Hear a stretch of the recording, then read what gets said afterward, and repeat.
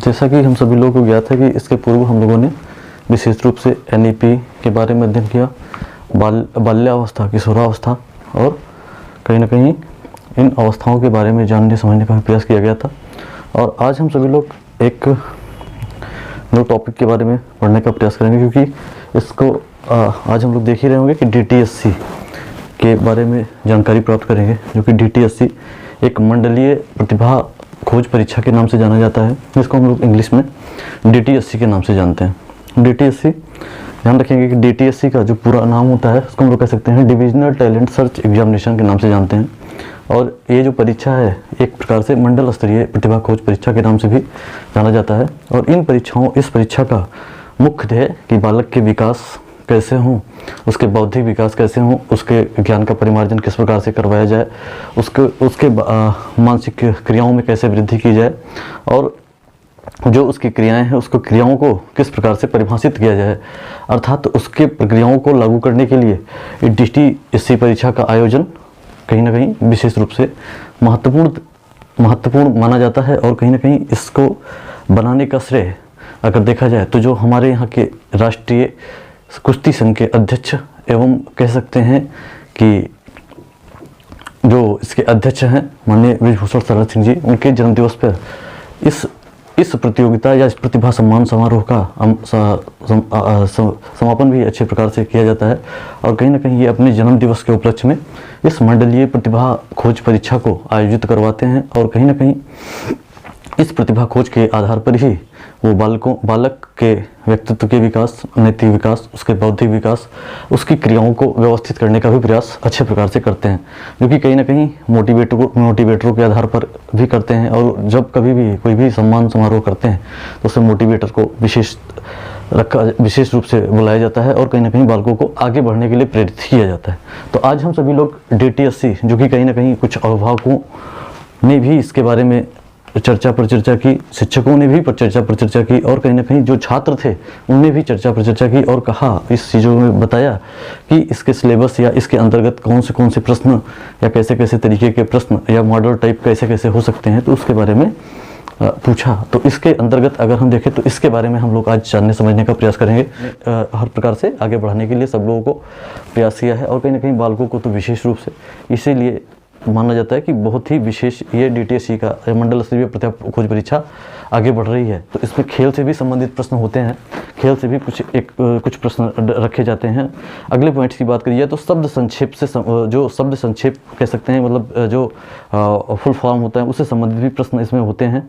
खेल कूद से संबंधित, कला और संस्कृति से संबंधित, आर्ट्स एंड क्राफ्ट्स के संबंधित भी इसमें क्वेश्चंस को रखा जाता है। और आगे देखा जाए तो भौतिक विज्ञान होते हैं, इससे संबंधित रसायन विज्ञान होते हैं, इससे संबंधित जीव विज्ञान होते हैं, इससे संबंधित हिंदी है, अंग्रेजी है, अगर देखा जाए तो गणित है, या भारतीय शिक्षा से संबंधित भी क्वेश्चन को इसमें रखा ही जाता है। ठीक है ना। तो इससे संबंधित ये पेपर्स आते हैं और कहीं ना कहीं इसमें क्वेश्चंस भी इसी के आधार पर दिए जाते हैं। राष्ट्रीय जो दिवस होता है उसके आधार पर क्वेश्चन तैयार किए जाते हैं। दूसरा बताया जाए प्रसिद्ध पुस्तकें या पुरस्कार किस प्रकार से प्रोवाइड की गई हैं, जैसे आपके भारतवर्ष में जो चलती रहती हैं जो पुस्तकें हैं, पुरस्कार है, उससे संबंधित प्रश्न भी पूछे जाते हैं। राष्ट्रीय जो प्रतीक होता है उससे संबंधित भी प्रश्न इसमें आते रहते हैं लगातार। और इसी के आधार पर हमने जो बोर्ड्स पे या व्हाइट बोर्ड्स पे जो दर्शाया है उसके बारे में आपको विस्तृत रूप से हम बताने का प्रयास करेंगे कि इस संबंधित कुछ प्रश्न ऐसे भी प्रश्न आज आते रहते हैं। और कहीं ना कहीं इसके माध्यम से हम कह सकते हैं एक मॉडल टाइप का पेपर्स या मॉडल टाइप के क्वेश्चंस हमने इसमें रखने का प्रयास किया है, जो कि एक अच्छे प्रकार से जूनियर, मिडिल, सीनियर 3 ग्रुपों में इसको डिवाइड किया है। ध्यान रखेंगे जो परीक्षाएं होती हैं वो भी कहीं ना कहीं जूनियर, अगर देखा जाए तो इसको हम जूनियर को कह सकते हैं कि ये 6 से 8 तक के बच्चे इसमें फॉर्म भरते हैं और उसको परीक्षाओं को देते हैं। मिडिल स्तर पे अगर देखा जाए तो जो 9-10 के बालक होते हैं, बालिकाएं होते हैं, छात्राएं होते हैं, उनको इसमें बैठाया जाता है, इसमें परीक्षाएं देते हैं। अगर हम लोग बात करते हैं किसके सीनियर लेवल की, तो उसमें 10th, 11th और 12th के बच्चे इसमें प्रतिभाग करते हैं। तो इसको ध्यान रखेंगे और इसी के अंतर्गत आप लोग फॉर्म भी इंक्लूड करेंगे, फॉर्म भी भरेंगे, तो ये चीज़ें भी ध्यान रखनी है। दूसरी नंबर चीज़ है कि जो जूनियर से संबंधित, मिडिल से संबंधित, सीनियर से संबंधित कुछ प्रश्न भी इसमें दिए गए हैं, तो उसका हम लोग विस्तृत रूप से अध्ययन करेंगे और इसके बारे में ध्यान से समझने का प्रयास करेंगे। तो इसमें सबसे पहले हिस्ट्री को हमने रखा है। तो हिस्ट्री से संबंधित जैसे आपसे प्रश्न पूछा जा सकता है, हिस्ट्री आप जानते होंगे कहीं ना कहीं हमारी प्राचीनतम या कहीं ना कहीं जो पुरानी परंपराओं के अंतर्गत ही आती है हिस्ट्री से संबंधित। इसमें यही ऐसे ही प्रश्न दिया गया कि भारत में खोजा गया पुराना शहर कौन सा है। तो आपको ध्यान रखना है कि पुराना शहर जो है, खोजा हुआ पुराना शहर है, वो हड़प्पा है।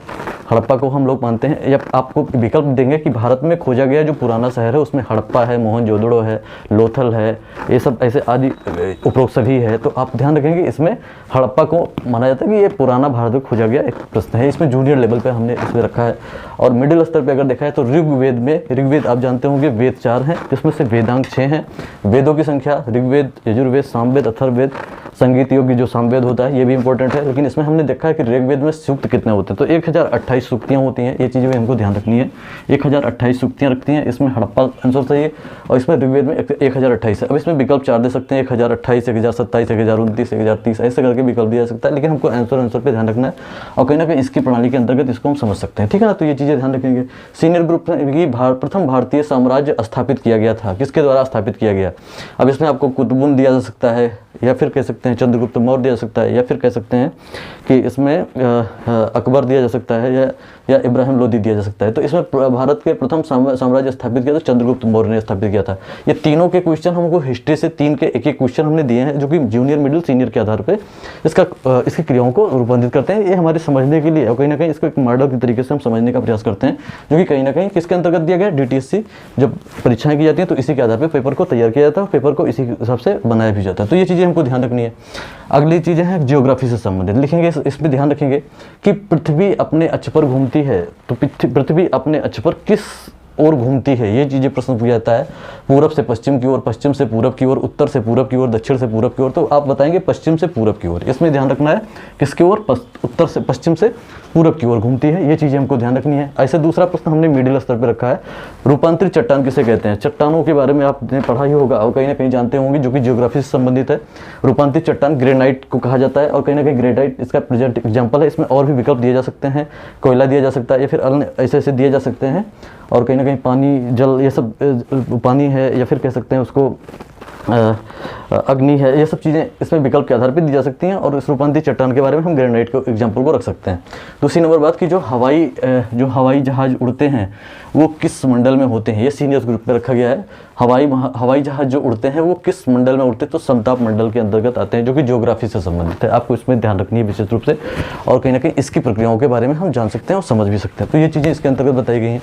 तीसरी कंडीशन की बात करिए तो इकोनॉमिक्स से संबंधित जो प्रश्न दिया गया है, इकोनॉमिक्स। हम लोगों ने हिस्ट्री, ज्योग्राफी, इकोनॉमिक्स, कॉन्स्टिट्यूशन पहले हुआ है, कॉन्स्टिट्यूशन को ध्यान रखेंगे। इसमें से दिया गया है कि भारत के संविधान के निर्माता किसको माना जाता है। ये वेरी इंपॉर्टेंट क्वेश्चन है और कहीं ना कहीं क्वेश्चन पूछा भी जाता है। तो भारत के संविधान के निर्माता के रूप में निर्माता किसे कहते हैं, तो इसमें आपने देखा होगा कि जब विकल्प दिया जाता है तो डॉक्टर सच्चिदानंद सिन्हा दिया जाता है, डॉक्टर भीमराव अम्बेडकर दिया जाता है, या फिर कह दिया जाता है कहीं ना कहीं इसके आधार पर ही इनकी तुलना की जाती है और उनको 4 विकल्पों में डिवाइड कर दिया जाता है, ठीक है ना। तो डॉक्टर भीमराव अम्बेडकर इसमें आंसर सही होगा, जिसे संविधान निर्माता के रूप में जाना जाता है। राजेंद्र प्रसाद भी इसमें विकल्प दिया जाता है और लगभग राजेंद्र प्रसाद इससे जुड़ करके ही आते हैं। तो कहीं ना कहीं भारत का संविधान का निर्माता भीमराव अम्बेडकर को ही हम मानते हैं। संविधान के अस्थायी अध्यक्ष किसको माना जाता है, तो सच्चिदानंद सिन्हा को माना जाता है। ये मिडिल ग्रुप के अंतर्गत आता है। भारतीय संविधान का अभिभावक कौन होता है, ये चीज़ें भी ध्यान रखेंगे। ये तीनों प्रश्न, तीन प्रश्न हमने रखे हैं, जो कि जूनियर, मिडिल, सीनियर के आधार पर हैं। और इसमें कॉन्स्टिट्यूशन के संबंधित जो तीसरा प्रश्न दिया गया है वो भारतीय संविधान का अभिभावक या सर्वोच्च न्यायालय भी माना जाता है। ये भी इसी के अंतर्गत बताया गया है, ठीक है ना। अगले देखेंगे चौथा नंबर, भारतीय अर्थव्यवस्था कैसी है। तो इसमें इकोनॉमिक्स जो आप जानते होंगे, इकोनॉमिक्स कहीं ना कहीं ये है हमारे अर्थव्यवस्थाओं से जुड़ी हुई प्रश्न को तैयार करता है या अर्थव्यवस्थाओं से जुड़ी हुई कंडीशन को बताता है। और अर्थव्यवस्थाएं जो होती हैं उसके अंतर्गत अगर हम देखें तो भारतीय अर्थव्यवस्था कैसी है, वो मिश्रित अर्थव्यवस्था के अंतर्गत आती है। किसके अंतर्गत, मिश्रित अर्थव्यवस्था के अंतर्गत आती है। और अगर मिडिल स्तर पे है तो भारतीय आय का मुख्य स्रोत क्या है, मुख्य स्रोत जो भारत का है वो कैसा है, वो सेवा कर है। ये चीज़ ध्यान रखेंगे। सेवा कर के माध्यम से भारत में हम लोग क्या करते हैं, कहीं ना कहीं मुख्य स्रोत के रूप में देखते हैं और कहीं ना कहीं इसके माध्यम से भारत डेवलप करता है और कहीं ना कहीं अर्थव्यवस्थाओं को मजबूत बनाता है सेवा कर के माध्यम से। मेक इन इंडिया का लोगो क्या है, अब चीज़ ध्यान रखेंगे। इसमें सीनियर ग्रुप में रखा गया है मेक इन इंडिया। ध्यान रखेंगे मेक इन इंडिया का लोगो क्या है, तो इसमें शेर बताया गया है और शेर के अंतर्गत ही हम बता सकते हैं कि मेक इन इंडिया, जैसे आपने देखा होगा कि जो इंडिया में तैयार किया जाता है उस पर लोगो जो लगा होता है वो शेर का लगा होता है। यही चीज़ें इस पर प्रश्न भी किया गया है। तो शेर, चीता, हिरन, भालू ये सब चीज़ें दे सकती हैं और आपको ध्यान रखना है कि इसमें शेर ही है, तो ये चीज़ें इसके अंतर्गत आती हैं। ऐसे पाँचवा दिया गया है प्लेइंग से संबंधित, जो खेल से संबंधित है, और इसको कह सकते हैं कि डूरंड कप किससे संबंधित। जो डूरंड कप आपके फुटबॉल से संबंधित होता है, ये इसमें प्रश्न को हमने दर्शाया है। और फुटबॉल के बारे में आप जानते होंगे और कहीं ना कहीं डूरंड कप के बारे में पूछा भी गया है कभी कभी प्रश्नों में कि फुटबॉल से संबंधित होता है। आगे देखेंगे कि राग देश जो एक मिनट इधर है, डूरंड कप से संबंधित है फुटबॉल। सवाई मानसिंह स्टेडियम कहाँ पे है, तो सवाई मानसिंह स्टेडियम है आपके जयपुर में। और जो आप खेल से ही नाम आता है, तो खेल में हमारे भारतीय राष्ट्रीय भारतीय कुश्ती संघ के अध्यक्ष आप जानते हैं माननीय ब्रिजभूषण शरण सिंह जी हैं, और कहीं ना कहीं उन्हीं के जन्मदिवस पे ही DTC एग्जाम मनाया जाता है। और कहीं ना कहीं वो भारत के भविष्य अर्थात बच्चों के लिए काफ़ी प्रेरणा स्रोत हैं और कहीं ना कहीं बालकों को आगे बढ़ाने का प्रयास भी निरंतर करते रहते हैं। जैसे अभी बहुत सारे खेल से संबंधित बहुत सारे आयोजन भी उन्होंने अपने महाविद्यालय, विद्यालय और अन्य जगहों पर भी आयोजित किए हैं। तो कहीं ना कहीं इसके माध्यम से अगर देखें तो ये भी प्रश्न पूछा जा सकता है, ये भी आप ध्यान रखेंगे, नहीं तो फिर यही चीज़ें आपको ध्यान न रहे तो ये चीज़ आपको ध्यान रखनी विशेष आवश्यकता है। सवाई मानसिंह स्टेडियम को अगर देखें तो वो जयपुर के नाम से जाना जाता है, ये चीज़ें भी ध्यान रखेंगे। जो जयपुर में जाना जाता है, नहीं सवाई मानसिंह स्टेडियम है कहाँ पे, तो ये जयपुर में है, ये भी ध्यान रखेंगे, ठीक है ना। तो जयपुर में है, ये विशेष रूप से आपको इंगित करना है जयपुर। और अगला देखेंगे 2024 में ओलंपिक जो होगा वो कहाँ पे होगा। 2024 का जो ओलंपिक होना है वो कहाँ पे होना है, तो वो पेरिस में होना है, ये चीज़ें ध्यान रखेंगे। और 2024 में ही संभावित है और आपको ये चीज़ें ध्यान रखनी है, क्योंकि हो सकता है करंट से संबंधित इससे प्रश्न पूछा जाए, तो ये भी DTC में आपको ध्यान रखना है। आर्ट से संबंधित अगर क्वेश्चन को पूछा जाता है तो देखा जाता है उत्तर प्रदेश का जो प्रसिद्ध लोकगीत होता है वो कौन सा होता है, तो उत्तर प्रदेश का जो लोकगीत होता है उसको हम कह सकते हैं कि कजरी है। और कहीं ना कहीं इसी के माध्यम से हम कह सकते हैं कि ये है हमारे यहाँ लोकगीत को बढ़ावा देता है, ठीक है ना। तो ये चीज़ें बताई गई। छठवां देखा जाए तो राग देश या किस प्रकार का राग द्वेष किस प्रहर में गाया जाता है। प्रहर मतलब पहाड़ आप जानते होंगे ग्रामीण भाषा, और प्रहर में गाया जाता है तो ये मध्यरात्रि के अंतर्गत गाया जाता है। इसको हम कह सकते हैं राग द्वेष या राग देश में प्रहर में गाया जाने वाला जो कंडीशन होता है मध्यरात्रि में होता है। अब इसमें विकल्प भी देते हैं, विकल्प के आधार पर आप सिलेक्शन करेंगे, लेकिन ध्यान रखिए क्वेश्चन इसी टाइप से होते हैं। तो प्रातःकाल जो गाया जाने वाला जो राग होता है उसको हम भीम पलासी भी कहते हैं, ध्यान रखिएगा, भीम पलासी के नाम से भी जाना जाता है। इसको हम प्रातःकाल गाने का प्रयास करते हैं। फिजिक्स, अब हम लोग आते हैं फिजिक्स, इसमें ध्यान रखेंगे फिजिक्स, केमिस्ट्री, ये सब चीज़ें भी इससे संबंधित भी प्रश्न कुछ ना कुछ रहते ही है। तो इसमें ध्यान रखेंगे जो बताया गया है कि किस माध्यम में ध्वनि अधिक चलता है, किस माध्यम में ध्वनि अधिक चलता है या अधिक तीव्र होता है, तो कह सकते हैं ठोस में अधिक तेजी से चलता है। दूसरा नंबर प्रश्न दिया गया है कि प्रकाश का वेग कैसा होता है, 3 × 10⁸ मीटर प्रति सेकंड होता है, ये इसके अंतर्गत बताया गया है। प्रकाश का वेग 3 × 10⁸ मीटर प्रति सेकंड बताया है। और कहीं ना कहीं इसमें आप विकल्प और भी पाएंगे, लेकिन इसमें जो सही होगा यही सही होगा कि 3 × 10⁸ मीटर प्रति सेकंड, ठीक है ना। तो ये चीज़ें ध्यान रखें। और कहीं ना कहीं इसमें विकल्प अगर दिए जाते तो हमें लगता है कम ही प्रश्न होते, इसीलिए इसको छोटे स्तर पे ही बताने का प्रयास किया जा रहा है। आप लोग इसको समझने का ही प्रयास करें और कहीं ना कहीं इसके आंसर को ही ध्यान से समझने का प्रयास करें, क्योंकि इसमें विकल्प अगर दिया जाता तो वो शायद ये बहुत छोटा पड़ सकता था, ठीक है ना। तो ये चीज़ें ध्यान रखेंगे। डॉपलर प्रभाव संबंधित है, वो किससे संबंधित है, तो ध्वनि से संबंधित है। ये चीज़ें भी ध्यान रखें कि डॉपलर जो प्रभाव होता है वो किससे संबंधित होता है, ध्वनि से संबंधित होता है, ठीक है ना। तो ये चीज़ें भी पूछी जा सकती हैं।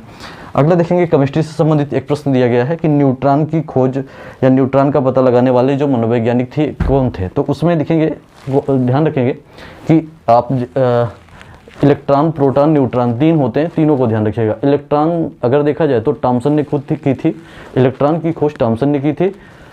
प्रोटॉन की खोज रुदरफोर्ड ने की थी, और जो न्यूट्रॉन की खोज की थी वो चैडविक ने की थी। ये चीज़ें ध्यान रखेंगे, इसमें चैडविक ऑप्शन आप लगाएंगे, ठीक है ना। 19K40 ध्यान रखेंगे, ये तीनों को आप ध्यान रखेंगे। 19K40 इसमें जो 19 है वो आपका इलेक्ट्रॉन होता है, ये ध्यान रखेंगे।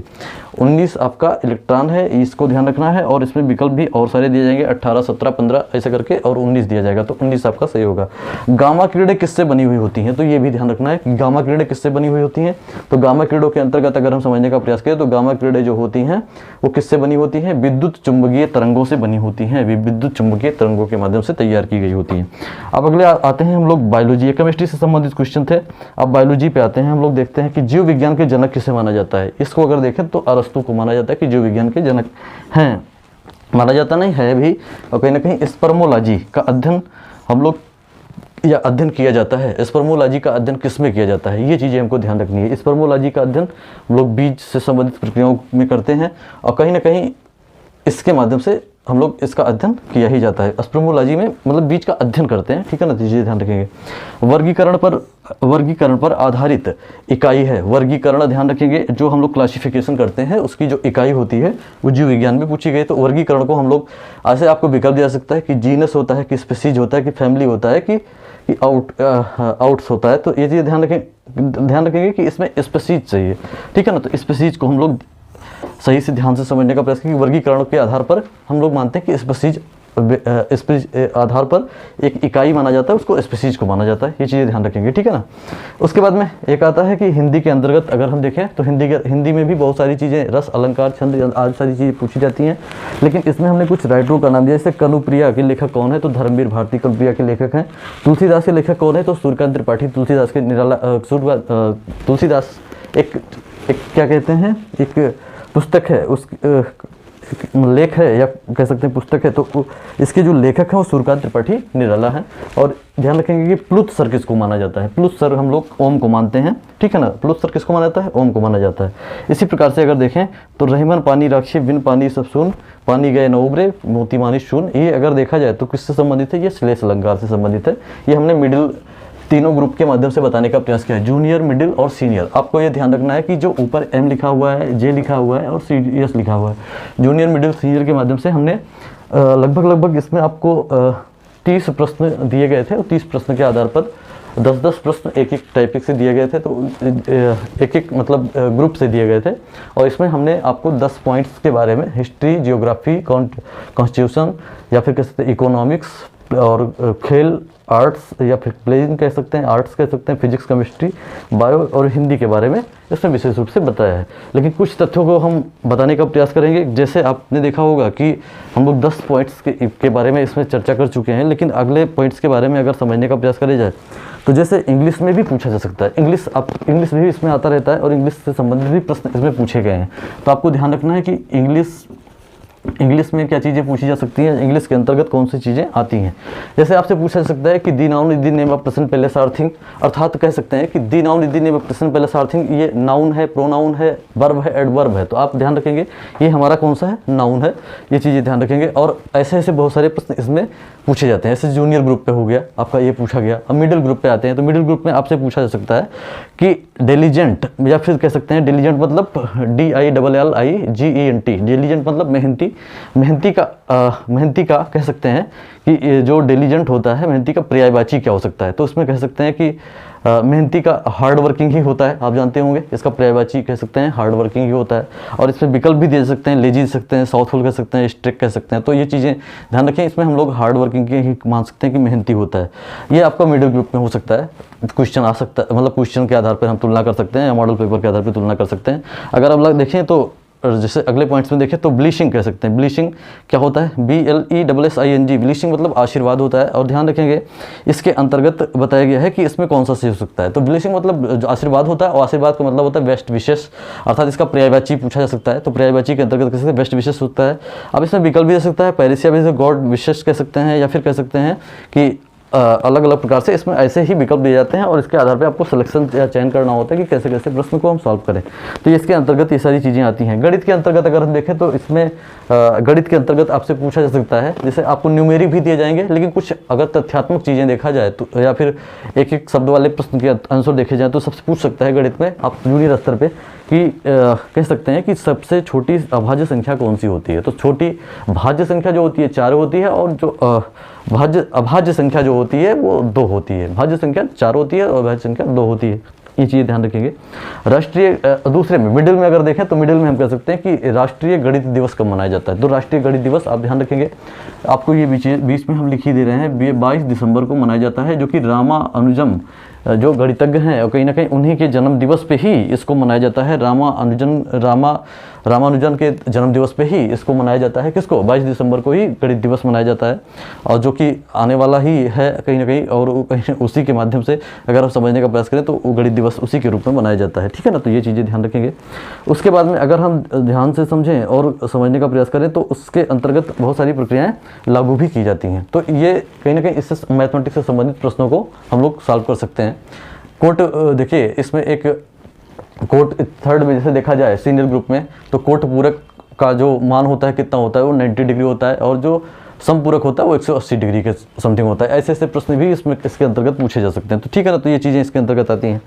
और इसमें अगर देखें तो एजुकेशन या भारतीय शिक्षा कह सकते हैं, इंडियन एजुकेशन कह सकते हैं, भारतीय शिक्षा के अंतर्गत कौन सी शिक्षा नीति लागू की गई है। भारतीय शिक्षा में, जो भारतीय शिक्षा है हमारी, उसमें हमारे भारत में कौन सी शिक्षा नीति लागू की गई है, कौन से नंबर की। ध्यान रखेंगे, नंबर मतलब आप जानते ही होंगे कि नंबर, जैसे आपने देखा होगा कि हमारे भारतवर्ष में पहले भी शिक्षा नीतियाँ चलती थी, तो अब किस डेट में कौन सी शिक्षा नीति लागू की गई है, तो आप ध्यान रखेंगे 1, 2, 3। आप ध्यान रखेंगे जो एक नंबर है वो हमारी आई थी 1968 ईस्वी में, दूसरी आई थी 1986 ईस्वी में, और तीसरी आई है कब आई है भाई, सभी लोग बताएंगे इसको कमेंट बॉक्स में बताएंगे। 2020 में आई है। और पहली वाली जो आई थी वो राजीव गांधी जी के काल में आई थी, जो दूसरी आई थी वो इंदिरा गांधी जी के काल में आई थी, तीसरी आई है वो मोदी जी के काल में आई। ध्यान रखेंगे ये भी चीज़ें। और जो 2020 में आई है वो 29 जुलाई 2020 को आई है। और इसको जो लागू करने वाले हैं उनको हम कह सकते हैं रमेश पोखरियाल निशंक के, जिन्हें जो कहीं ना कहीं मानव संसाधन विकास मंत्रालय के मंत्री थे। अब मानव संसाधन का विकास मंत्रालय का नाम बदल करके शिक्षा मंत्रालय के नाम से भी जाना जाएगा। और कहीं ना कहीं जो आई है तीसरी शिक्षा नीति वो 2020 में आई है। तो आप ये चीज़ भी ध्यान रखें, क्योंकि इससे संबंधित भी प्रश्न पूछा जा सकता है, ये चीज़ें भी ध्यान रखें। ठीक है ना।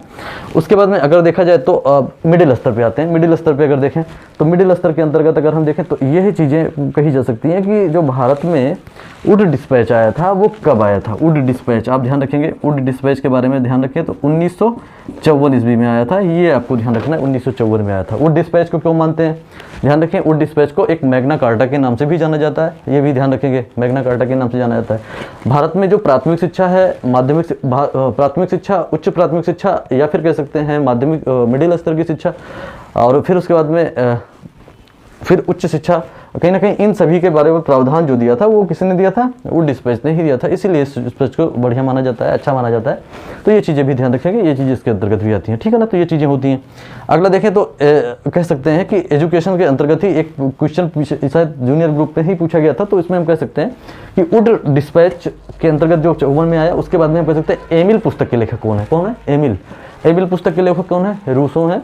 और कहीं ना कहीं ये एमिल पूछा ही गया है, और कहीं ना कहीं रूसो ने इसके बारे में बताया है। और ध्यान रखें, रूसो प्रकृतवादी हैं, और प्रकृतवाद में उन्होंने विशेष रूप से बताने और समझाने का प्रयास भी किया है। तो ये चीज़ें इसके अंतर्गत बताई गई हैं, जिसको हमको ध्यान से समझना होगा, जो कि इंडियन एजुकेशन के नाम से भी जाना जाता है। इससे संबंधित भी प्रश्न पूछे ही जाते हैं। ठीक है ना, तो ये चीज़ें ध्यान रखेंगे। अगला हम देखेंगे, इसके अंतर्गत बताया था कि विविध शब्द संक्षेप क्या चीज़ें होती हैं। विविध शब्द संक्षेप के बारे में अगर समझें तो कहीं ना कहीं आपको कंप्यूटर से रिलेटेड कुछ क्वेश्चन ऐसे प्रोवाइड कराए जाते हैं, जिसके बारे में हमको ज्ञान तो होता है, लेकिन कहीं ना कहीं उसमें जब 4 विकल्प चयन करना होता है तो उसमें समस्याएं उत्पन्न हो जाती हैं। तो इसमें आपको ध्यान रखना है कि शब्द संक्षेप के बारे में भी पढ़ना है। और शब्द संक्षेप में जैसे आप कह सकते हैं कि सिम होता है। सिम आप जानते होंगे, जिसका हम लोग उपयोग करते हैं, उसका पूरा नाम क्या होता है, तो आप जानते होंगे, इसको कहते हैं सब्सक्राइबर आइडेंटिफिकेशन मॉड्यूल के नाम से जाना जाता है। ठीक है ना, सब्सक्राइबर आइडेंटिफिकेशन मॉड्यूल के नाम से जाना जाता है। ये चीज़ें होती हैं। दूसरी नंबर बात कि जब सब्सक्राइबर आइडेंटिफिकेशन मॉड्यूल के बाद में अगर हम देखें तो आप देखते होंगे LAN का नाम आता है। LAN इसको कहते हैं local area network. Local area network के नाम से जाना जाता है। LAN WAN कह सकते हैं। वैन को कहते हैं वाइड एरिया नेटवर्क के नाम से जाना जाता है। किसके नाम से जाना जाता है, वाइड एरिया नेटवर्क के नाम से जाना जाता है। लैन, वैन और मैन के नाम से किसको जाना जाता है, अब इसको ध्यान रखेंगे, मेट्रोपोलिटन एरिया नेटवर्क के नाम से जाना जाता है, जिसको हम लोग कहते हैं मैन। ठीक है ना, तो लोग लैन, वैन, मैन के नाम से भी जाना जाता है। आगे हम कह सकते हैं कि जैसे पैन होता है, आप ध्यान रखेंगे, पैन, इसको हम कह सकते हैं परमानेंट अकाउंट नंबर के नाम से जाना जाता है। WWW, ट्रिपल W के नाम से अगर देखें तो इसमें कह सकते हैं वर्ल्ड वाइड वेब के नाम से जाना जाता है। तो ये सभी ऐसे ही प्रश्न इसमें संबंधित होते हैं, जो कि शब्द संक्षेप के माध्यम से स्पष्टीकरण देते हैं। तो ये किसी में भी आ सकते हैं। तो ये चीज़ें आपको ध्यान रखनी है, जूनियर, मिडिल, सीनियर तीनों ग्रुपों के माध्यम से। कहने का तात्पर्य यह है कि बालकों के द्वारा जो प्रदर्शित किया गया था उसके बारे में, उनके उत्साह को देखते हुए हमने इस चीज़ को बताने का प्रयास किया है। और कहीं ना कहीं जो अभिभावक थे या शिक्षक थे वो भी इस चीज़ों के बारे में परिचर्चा करते थे, तो इसीलिए इसको बताने विशेष रूप से आपको समझाने और बताने का प्रयास भी किया जा रहा है, ठीक है ना। तो ये चीज़ें ध्यान रखेंगे। अगले पॉइंट्स की बात करें तो हमने बताया था, एक आता है आपका राष्ट्रीय दिवस के बारे में। आपने देखा होगा कि दिवस के बारे में अगर परिचर्चा की जाए तो दिवस बहुत सारे होते हैं। तो इसमें दिवस में अगर देखें तो एक तो बहुत महत्वपूर्ण है जो कि 5 जून को मनाया जाता है, विश्व पर्यावरण दिवस। 1973 से इसको लागू किया गया है। और कहीं ना कहीं जो विश्व पर्यावरण दिवस होता है उसको हम लोग 5 जून के उपलक्ष्य में मनाते हैं। शिक्षक दिवस 5 अक्टूबर को विश्व शिक्षक दिवस मनाते हैं, ठीक है ना। और कहीं ना कहीं 16 सितंबर को ओजोन परत रक्षण दिवस मनाते हैं। 1 दिसंबर को मनाते हैं विश्व एड्स दिवस मनाते हैं। 8 मार्च को मनाते हैं महिला दिवस मनाते हैं। और कहीं ना कहीं जो हम लोग ऐसे 26 जनवरी संविधान दिवस मनाते हैं। 15 अगस्त आपका जो होता है स्वतंत्रता दिवस के रूप में मनाते हैं। 2 अक्टूबर आप जानते होंगे गांधी जयंती के रूप में मनाते हैं और लाल बहादुर शास्त्री दिवस के रूप में मनाते हैं। और कहीं ना कहीं ऐसे ही बहुत सारे प्रश्न, या 22 अप्रैल को अगर देखा जाए तो पृथ्वी दिवस के रूप में मनाते हैं, ठीक है ना। तो ये चीज़ें कहीं ना कहीं इसी से निकल करके आती हैं। और कहीं ना कहीं इसी के आधार पर हम कह सकते हैं कि जो क्वेश्चंस तैयार किए जाते हैं इसी के आधार पर राष्ट्रीय दिवस के माध्यम से निकल करके आते हैं। ये चीज़ें आपको ध्यान रखनी है। प्रसिद्ध पुस्तकें और पुरस्कार के बारे में आपको अगर समझाने का प्रयास किया जाए तो कहीं ना कहीं इसके अंतर्गत कौन सी चीज़ें आती हैं, तो इसमें ध्यान रखेंगे कि प्रसिद्ध पुस्तकें कौन कौन सी हो सकती हैं। जैसे आपने देखा होगा कि प्रसिद्ध पुस्तकें बहुत सारी पुस्तकें हैं, आपने पढ़ा ही होगा। इसमें से रश्मि रथी है, या फिर कहीं ना कहीं हुंकार है, ये रामधारी सिंह दिनकर की पुस्तकें हैं। और ऐसे ऐसे पुस्तकों के बारे में आप परिचर्चा की जाती है। जो पुरस्कार होते हैं, जैसे बोर्ड लाग पुरस्कार होता है, कृषि से संबंधित होता है। पुलित्जर पुरस्कार होता है, कहीं ना कहीं उसके पुलित्जर पुरस्कार के बारे में बताया जाता है। नोबेल पुरस्कार होता है। इन सभी पुरस्कारों के बारे में भी विशेष रूप से परिचर्चा की जाती है। और कहीं ना कहीं अगर हम देखें तो जो राष्ट्रीय प्रतीक होते हैं उनसे संबंधित भी प्रश्न हम लोगों से पूछा ही जाता है। और कहीं ना कहीं इसी में ही नहीं और बाकी ऑल एग्जाम्स में भी संबंधित प्रश्न पूछे जाते हैं। DTSC के बारे में तो हम लोगों के मंडल स्तर पर ही ये सारी परीक्षाएं होती हैं। और कहीं ना कहीं मंडल स्तर से बढ़ करके भी परीक्षाएं कई जिलों में भी लागू की जाती हैं। अब धीरे धीरे आगे की तरफ और भी बृहत रूप से ये परीक्षाएं हो रही हैं। कहीं ना कहीं इसके आधार पर अगर देखें तो कहीं ना कहीं राष्ट्रीय प्रतीक से संबंधित भी प्रश्न इसमें पूछे जा रहे हैं। तो इसमें हमको ध्यान रखना है कि राष्ट्रीय प्रतीक से संबंधित कैसे प्रश्न पूछे जाते हैं। सबसे बड़ी चीज़ है कि आपको पूछा जा सकता है कि आपके ध्वज की जो लंबाई होती है वो लंबाई और प्लस चौड़ाई कितनी होती है। तो लंबाई और चौड़ाई के बारे में ध्यान रखें तो 3:2 होता है। कितना होता है? 3:2 होता है। अगर चौड़ाई लंबाई पूछेंगे तो 2:3 होता है, ठीक है ना। उल्टा कर देंगे, लंबाई चौड़ाई 3:2 और चौड़ाई इसको लंबाई होता है, चौड़ाई होता है, चौड़ाई होता है, लंबाई होता है। तो ये चीज़ दोनों ध्यान रखेंगे, ठीक है ना। तो इसके बारे में ध्यान रखना है। अगली पॉइंट्स की बात करी जाए तो राष्ट्रीय ध्वज के जो मध्य होता है बने चक्र का रंग क्या होता है, ये रंग भी पूछा जाता है। तो रंग आप ध्यान रखेंगे, ये अशोक स्तंभ के चक्र से लिया गया और कहीं ना कहीं इसको माना जाता है कि प्रगति का प्रतीक है। इसमें जो तीनों रंग हैं, तीनों कलर्स हैं, तीनों के अलग अलग गुण ही हैं। इसमें जैसे हरा रंग हरियाली का प्रतीक, व्हाइट रंग आपका देखेंगे शांति का प्रतीक, और जो केसरिया रंग है वो शौर्य कहीं ना कहीं उत्साह का प्रतीक भी माना जाता है। इसमें जो बीच में चक्र बना होता है नीला रंग, ये कहीं ना कहीं किसका प्रतीक माना जाता है? ये माना जाता है कि ये एक तरीके से देखा जाए तो प्रगति का प्रतीक माना जाता है, ठीक है ना। तो ये चीज़ें ध्यान रखेंगे। और ये रंग जो होता है ये गहरा नीला होता है, ये भी ध्यान रखना है, ठीक है ना। तो ये राष्ट्रीय गीत के रचयिता कौन से हैं? तो बंकिम चंद्र चटर्जी। राष्ट्रीय गान के रचयिता तो रविन्द्रनाथ टैगोर, ये दोनों ध्यान रखेंगे। और ये भारत का जो राष्ट्रीय आदर्श वाक्य जो होता है वो क्या होता है? सत्यमेव जयते के नाम से भी जाना जाता है। तो ये चीज़ें हमको विशेष रूप से ध्यान रखनी है। और कहीं ना कहीं इसके बारे में हमने शार्ट या कहीं ना कहीं संकुचित तरीके से आपको बताने या सूक्ष्म तरीके से बताने का प्रयोग किया है, जो कि कहीं ना कहीं विशेष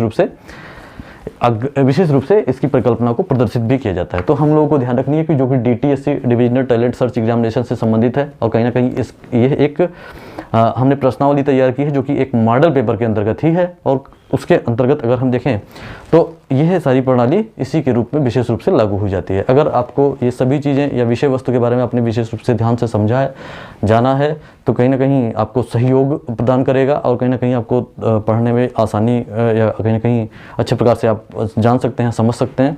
तो इसके लिए आप ये ध्यान रखें कि यह जो बताने का हम प्रयास कर रहे हैं इसको ज़्यादा से ज़्यादा बच्चों तक पहुँचाने का ही प्रयास करेंगे।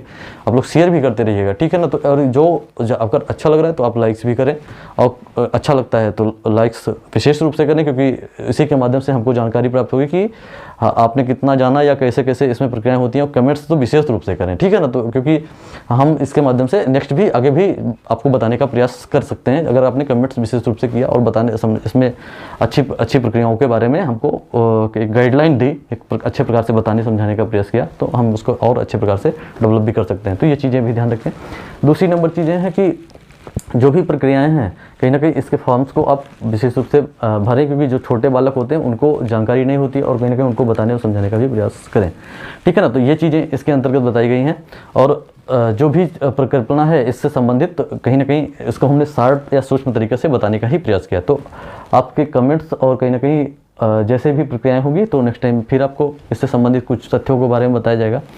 वैसे जो भी प्रक्रियाएं लागू होती हैं वो जो भी बताई गई हैं वो DTSC से संबंधित प्रक्रियाओं के बारे में इसे जोड़ करके देखा गया। इसमें सभी तथ्यों को, मतलब सभी विषयों के तथ्यों को 3-3 प्रश्न करके आपको बताने का, समझाने का प्रयास किया गया है। ठीक है ना, तो इससे संबंधित चीज़ों के बारे में आप जानकारी रखें और कहीं ना कहीं ध्यान से इसको समझने का प्रयास करें और ज़्यादा से ज़्यादा बच्चों तक पहुँचाने का प्रयास करें। और जो भी बच्चे इसमें फॉर्म भर रहे हैं उनके लिए बेस्ट विशेष, मतलब आप अच्छे से इसमें कामयाब हों। बहुत बहुत धन्यवाद आप सभी का, धन्यवाद।